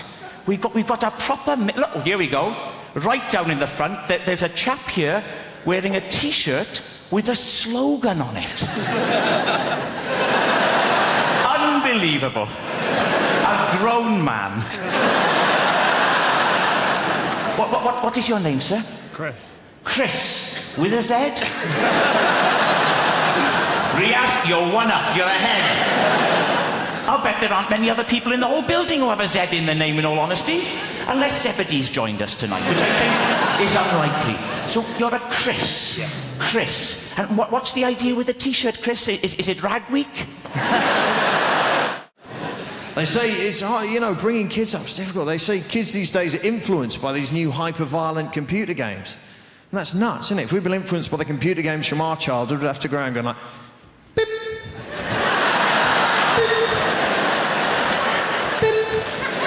Rubbish, wouldn't it? No one would play with that kid with beep, beep. Can I be in your gang? No, you're a bit weird, mate, to be honest.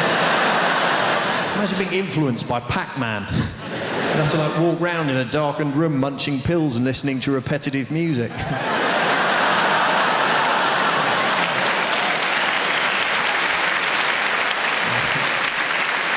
the younger people laughing and clapping, the older ones going, who is this Pac-Man you speak of? Not one of the rough boys from the estate, is he? There's always some rough kids where I live. And they're not being rough, they're just being confusing. You come out of your house, they go, yeah, your mum makes gravy for leopards, innit? Yes, I believe she does. She does a lot of charity work. These are scary kids. Even the dirty old men are scared of these kids. See them turn up in their car, put the window down, like, hello, little boy, do you want a sweet? The kid's like, what sort of sweets have you got? So it best be good if you come on here and trouble me with your sweetie talk, right? You don't want any mojo or drumstick rubbish, you get me? You must have a serious sweetie offer for me, boy. Blokes panic. I was like, well, I've got bonbons. I wasn't sure what to bring, to be honest. Dib-dab there, and a wham-bar. Wham-bar, your sweets are rubbish, man. Shut up. Nah. Wham-bars used to be big like that. Now they're small, innit? So you're going to have to do better than a wham-bar if you want to see my dick, right? Hey, man, look at your car driving a Saab. You got no pride. Get out, you one-bar bitch. Next pervert, please. What kind of sweets have you got, Sweaty? What do you mean, Neverland? Yeah. But we live in exciting times anyway, you know. It's very exciting being in London, you know. The Olympics. Fantastic. We didn't really want the Olympics till we heard France might get it. The British people are, oh no, all that running and jumping. It's not really for us, is it? When is it? No, I'm busy that week. What? France are going to get it? Bollocks, we'll have it. Only in London would we have to have a poster campaign saying back the bid. No, fuck off, it'll be rubbish. Don't you think that's a bizarre response to that question? Like, would you like the oldest, most historically significant athletic competition the world has ever known, attracting athletes from every known nation on the face of the planet to come here and perform at the peak of their abilities in the very city where you live? Most British people go, where will we park? You know, because it's all residents round here. There's others going, no, man, the tubes will be packed, you get me? People getting on the underground with, like, javelins and shit. Coming in the escalator with a shot put, health and safety, boy. And there's a whole other section of British society going, you what? The Olympics? Let a load of foreigners in? Huh? Ones that can run and jump and swim, you let them in, you'll never fucking catch them. Huh? Place to be overrun with Lycra refugees. You're having a laugh, ain't you, mate? They'll peel them little numbers off their jackets. You watch them, they're sneaky. I read about it in the Mail. And the thing I never bargained for with the kids is that they get sent home with homework from what, the age of 3 now, is it? Yeah, don't they? What a total waste of time. What these teachers don't understand about children of that age group is that you can divide them into 2 categories. There's the first kind of child who will look at a piece of paper with a sum on it and think, 3 and 3 equals 6. Then there's the other kind of child who eats the paper. Where's your homework? Oh, look it. In fact, the only thing kids use homework for is just a ploy to stay up later when it's bedtime. They deliberately don't tell you, don't they? They keep it back. They don't tell you they've got homework. They hold it back. They're playing their cards close to their chest. They're waiting for that moment. Come on, you've seen your program. Turn the television off. Up to bed. I still have homework to do. I think that trumps you, sir.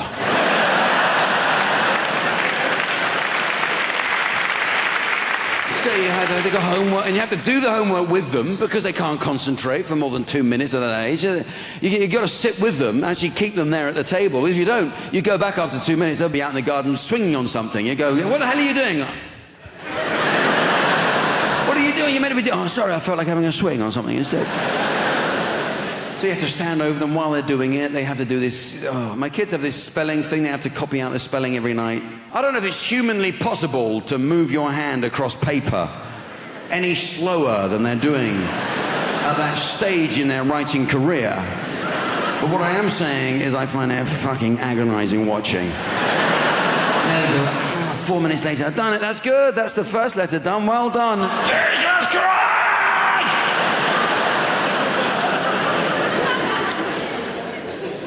I got to the point with the homework that I couldn't watch it being done anymore. I had had enough of this, you know? And I was tucking them all in. I'd done it with 3 others, the other 3 kids, and then there's the last one. You go, I haven't done my homework.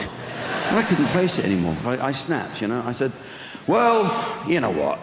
Leave it. Leave it. I imagine if you do leave it, that something will have happened by the morning.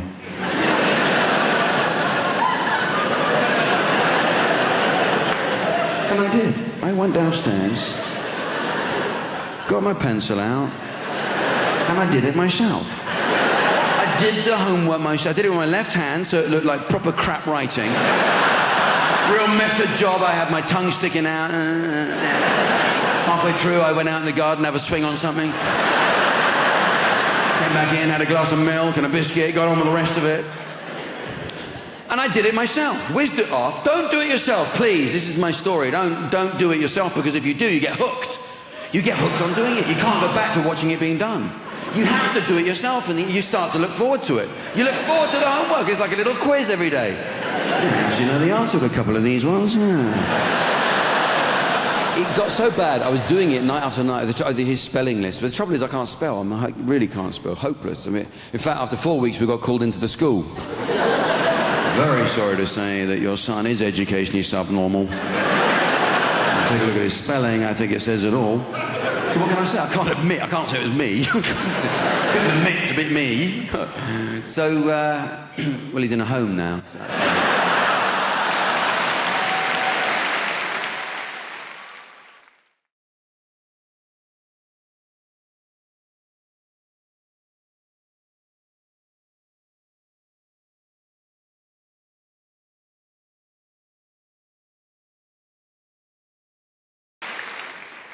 All of the parenting stresses me out, all of it. Like right from the beginning, when you're pregnant, you've got to think of a name for your kid. You're like, right, we're going to have to name it. That's tradition. Going to have to give it a name.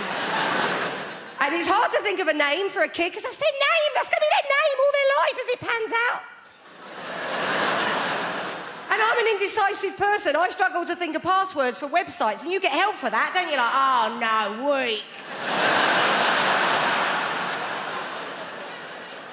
And names go in and out of fashion, don't they? Some names, they can be in fashion, but they don't come back in. We all know those names. And I tell you a thing that's back in fashion now, and I find it fascinating, is virtue names, right? That is back in fashion. Those virtue names is a sort of Victorian notion that if you name your kid after a virtue, they might live up to that virtue. But that's risky business, isn't it?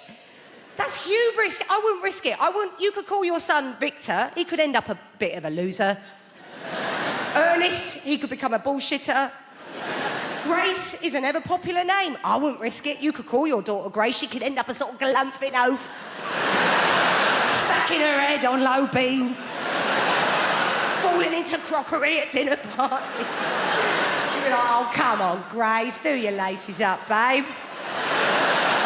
Stop farting. Prudent, she'll end up lip deep in debt, won't she? Chastity. Although my son is called Frank. Someone said to me, you've done it, innit? You've called your son Frank. That's a virtue. To be honest, to be above board, to be trustworthy. I was like, oh, shit, never thought of that. He'd end up an estate agent now, isn't he? He's funny, Frank. I think he's funny. I would say that, wouldn't I? Because I'm his mum. He's not funny. My child's funny. Tell a joke. Look at 774 pictures of my child. But I think he's funny, right? I went to pick him up from school the other day. I pick him up every day because they get proper arsey if you don't. They do. They ring you. They're like, where are you? I'm like, TK Maxx, where are you? Oh, all right then, yeah. So, yes, I went to pick him up from school. And I was late, and I wasn't being very laid back that day. I was running a bit late, a bit stressed. I had my eldest with me. I had my mate's 2 kids that were coming back for tea. I thought we'd just get him and go. He's in reception. I was like, right, we'll just get off, yeah? But the teacher stopped me. She went, can you wait, actually? Can we have a quick chat? In that, voice. So I had to arrange my face into one of those mum pretending to give a shit faces. I said, go on, what's he done? She said, do you want to tell Mummy what you did today, Frank, or shall I tell Mummy? He's got upset now. He's like, you tell Mummy. I'm like, what's he done? What? She said, look, today, Frank stuck a digit up the teaching assistant's bottom.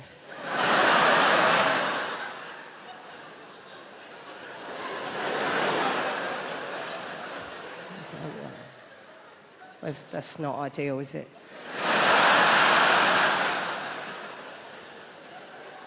It's very difficult to know what to do with your face. I was going through all the faces in my phone.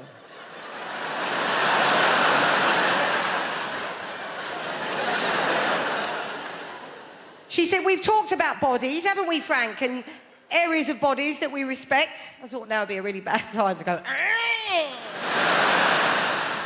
This is awful. I mean, this is a finger up the TA's... I mean, this is now they're teaching numeracy in primary education now. It's not like, oh, if Frank's got one finger up the TA's arse, how many fingers are still on the outside?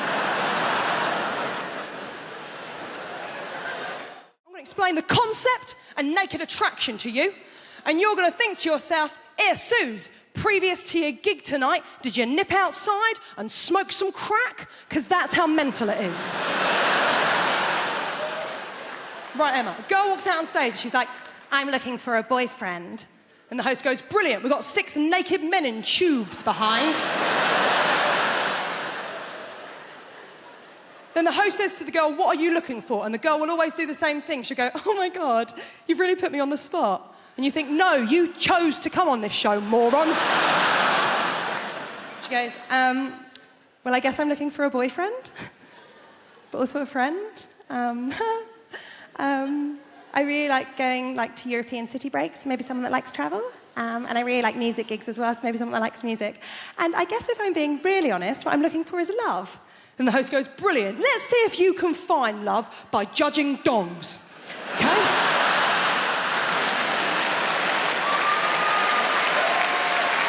6 naked men in tubes! Okay? Now, Emma, there's a screen in front of all of them. Every round, the screen goes up a little bit more to show a little bit more of the naked body. Every round, one man gets eliminated until the end. She's got a couple of nudie fellas to choose from. Okay? Now, Emma, first round, screen just goes up to their knees. There's always one bloke who's got really rough feet. Really rough. Like he was an extra in The Hobbit. And he just never took the feet off afterwards, right? Now, she clearly looked at them feet and thought, well, them trotters ain't coming home with me, right? And you think, well, that's the end for him. Not the end. They don't shoot him. You think it's the end of the show for him, but it's not. It's not the end of the show, because he then has the indignity of the screen going the whole way up, so you see his penis and his face. Then he has the most awkward moment in television where he steps out of his tube, walks over to her and gives her the most uncomfortable hug you have ever seen. Well, you can tell all he is thinking is, don't touch the lady with your dick. Whatever you do, don't touch the stranger with your dick. And then his sad little ass walks off stage. Now...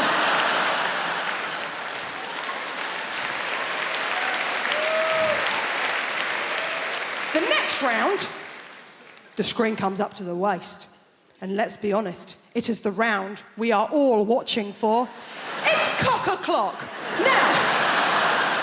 it's not going to come as a surprise to any of you. There's a lot of people in this evening. I bet it doesn't come as a surprise to one person in this room. I ain't seen many willies. I ain't seen many of them. I ain't seen many willies. I'm not a connoisseur when it comes to willies. I was straight for a month when I was 18. I don't have the wrists, okay?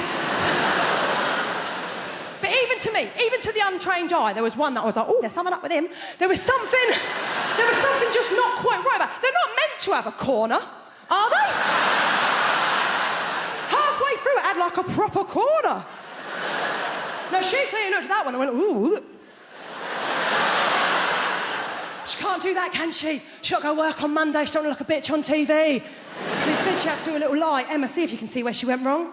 She went, I'm going to have to get rid of number 4. Kind of weird dick.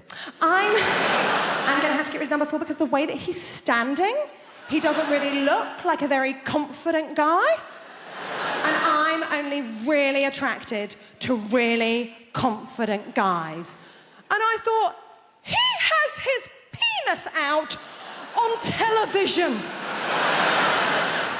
How much more confident would you like this twat to be? I wouldn't go down on a man with a vagina. Or, absolutely not. All on a man. No.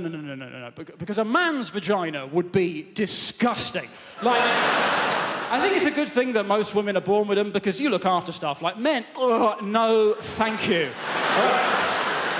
No. People get so angry though, man. Like, I always used to say the LGBT community, and then someone threw a bottle at me for not saying LGBTQIA+. And it's like, mate, I'm on your team. I just didn't know. Like, I didn't miss you out deliberately. Give people some credit. You've named your community after a bloody Welsh village. I'm not going to get everything right first time. Like, also, Does anyone know what the A stands for in LGBTQIA? The A? Anyone? Asexual. Yeah. Now that baffles me somewhat. Like, I don't understand why those people would want to be part of the same group, because that means at gay pride you've got people who are like, I'm not ashamed, I'm proud, I'm a man and I love men, you know. I'm a woman, I have sex with women. And then you've got these people at the back who are like, I want no part of this filth. Like, holding up a blank placard, like, nothing! We want nothing! And you're like, over there, that's a different march, isn't it? Surely. The problem with some sexist stereotypes, though, is that they're there for a reason, aren't they? Some questions can only be answered with a stereotype. For example, there's a stereotype that women can multitask and that men are just like, ha! The whole time. I think it's offensive to men more than anything. But some questions can only be answered with a stereotype. For example, why is it that you never hear about a woman who died wanking? It's exclusively a male method of death, isn't it? The rope around the neck and... Only the men. Now, this makes no sense because women masturbate, we know this. Women have masturbated since the 1980s, of course. I believe it was the sinking of the Belgrano that finally got them going. Now, statistically, there must exist women that like to strangle themselves to increase the size of their orgasm, but you never hear about them because they don't die doing it. Women seem to be able to strangle themselves and masturbate at the same time. You know why? Because they can multitask, you see. And men's like, ha! You're gonna die! Fuck it! Ha! And they die. So, some questions can only be answered with a stereotype. That's my point.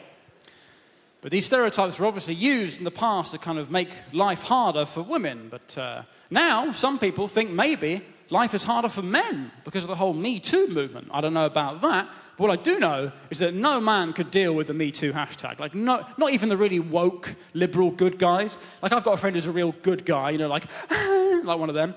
And he... he's always blogging about why we can't eat prawns or some nonsense. And... he's like, oh, this harassment stuff's terrible, isn't it? Oh, this harassment stuff, oh, makes you want to castrate yourself. What? That's what he said. Every man should just castrate himself. It's like, come on, mate, that's such a male response, isn't it? Because women still want to have sex, they just don't want to be harassed, right? So if women are like, hey, could you stop harassing us? And men go, oh, right, I see, well, I guess I don't need this anymore. Chop. Surely women are like, no, I still want to have sex just more on my terms. But then we're like, no, those are your options. Either we can harass you or it's nothing. The species ends. Pick a team, Karen. Huh?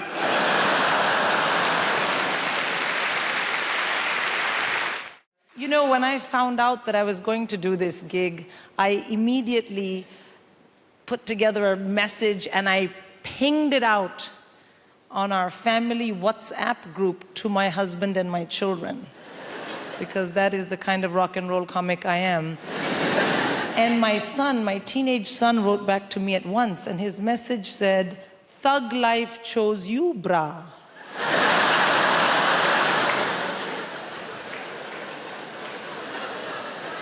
And I was like, oh shit, my child has joined a gang. I mean, what kind of language is this? Thug and bra, it had 2 R's, but he's a terrible speller. And I was like, oh no. And the other thing is I thought, this message is not for me. This idiot has sent me a message by mistake, which is for a gang member. What if the next message is something much worse? And that really bothered me because, well, this was my moment. I am going to Apollo. Like, if I'm going to find out you're a criminal, can we do it next month? So I wrote back to him in all caps, because as a good Indian mother, I mainly shout at my children. I wrote back, "This is your mom." And he wrote back, "I know, gigging like a boss." A boss. Yeah, B-A-W-S-E, boss. And also, please do remember as you listen to the rest of my set this evening that I didn't choose it, but the thug life chose me. That's right. So I have kids, Of course, you love your kids and it's difficult to raise them. Small kids are very easy, I find. The biggest downside of having a very small child is they are very boring. Yeah, they want to show you they love you by talking to you all the time, but everything they know, you already know.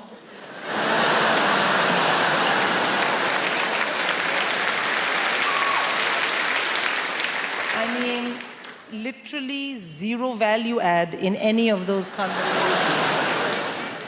But you do it anyway because they're your kids, you know? And you know what people say? Small kids, small problems, big kids, bigger problems. And the reason is that as your kids get older, you have to discipline them properly. And I find this very stressful because I'm born and raised in India. So what I consider robust, healthy, high-quality parental discipline is frowned upon in this part of the world. That's not true. It's illegal. I know because I have checked. And I want to have really well-behaved kids, but that is no use to me if I am in jail.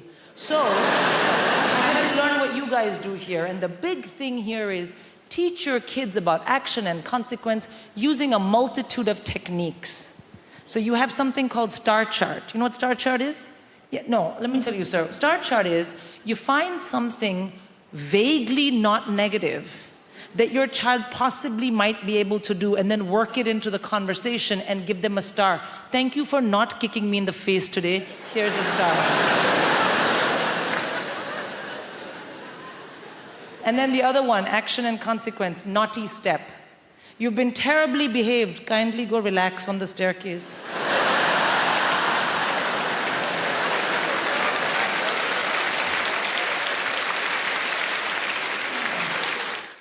That's the thing is, like, I've met some crazy people and with some crazy ideologies. One of the craziest people I met and the funniest were these guys called the Black Israelites. If you don't know the Black Israelites, right, it's a group of black dudes in New York, right? And they think the black man's the original Jew. They think the white man's the devil. I mean, look, you know, they have a point, right? And they think Jesus, right, is coming back to put white people in slavery, right? Which, look, I think is messed up. Because I think white people would make terrible slaves. Do you know what I'm saying? You know, you whip them once, they run to the manager.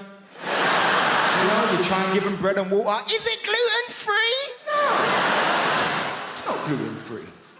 I know some old white woman making my dinner and stuff like, Margaret, if you make me another shepherd's pie, I'm gonna sell your ass. The sandwich porch. Start selling people. I don't know. I get called a lot of stuff now. Especially with the internet, I get called tons of stuff. I get called racist words, and I get called racist for making jokes about white people. I just want to say my mom's white. I have one at home. She's fine. I have one. I have no issues with white people, love white people, right? But everyone calls me mad things. And I'll be honest with you, when you get called a lot of stuff, you have to have like thick skin. You can't let it bother you, because it'll just get you down if you always listen to that stuff. And it's never bothered me, except for one time. Someone said something about me, and it just really annoyed. Basically, someone called me middle class, and it just really... I threw my avocado on the floor. I was perturbed. I was like, mother, take this away. I can't finish this avocado.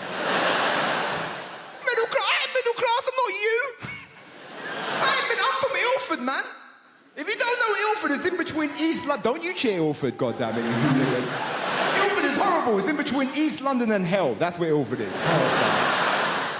Don't want to go Ilford, right? It's that weird thing. It's like you work hard and then people think they can take away your identity from you. And that's like a weird point. It's like you can't be working class because you've worked hard. You get to play lovely gigs like this. You can't be what you are. And the thing is, like, I am working class in my heart. But there's a conflict. My brain says different sometimes. You know, like sometimes my friends will call me from prison. It's just what it is. It's just what it is. They'll call me up and they'll be like, yo, Jamali, you need to start repping for the mandem. And I go, you know what? I need to start repping for the mandem. They say, you need to start saying free the mandem. I'm like, you know what? I need to start saying free the mandem. And that's in my heart. I believe that. We should free the mandem. But then my brain goes, yes, Jamali. But now you have stuff they want to steal. If they've completed the course, maybe. I don't know. Free them up if they've, you know, if they've repented. I don't know. Because they ring me up, they'll be like, yo, say free Ginger J. Free Ginger J. Say free Worm. Is Worm still locked up? You better free him. Say free Killer. Nah, I don't know about Killer, man. I'm not saying we should never free Killer, just don't free him where I live. Because I live in a nice gentrified area now, just what I'm saying. So it's like, and I'm angry at gentrification, but it's hard because it's delicious. I'm drinking my latte going, oh, these hipsters, do you know? Like, so yeah, free hit Killer, but just not where I live, not in my community. Because gentrification is a weird one, because does anyone remember when London was shit? Like, Hammersmith was shit. None of you would have been able to be here. It was that bad. It was never Peckham shit. Peckham was shit. I go as far as Bethnal Green and look at Peckham through a telescope. That's as far as I go. But gentrification is a weird one because can we disagree that you see like middle-class hipsters that moved to the ghetto pre-gentrification are some of the most bravest people in the world? Only a hipster can go to the hood and go, no, I see potential. Seriously.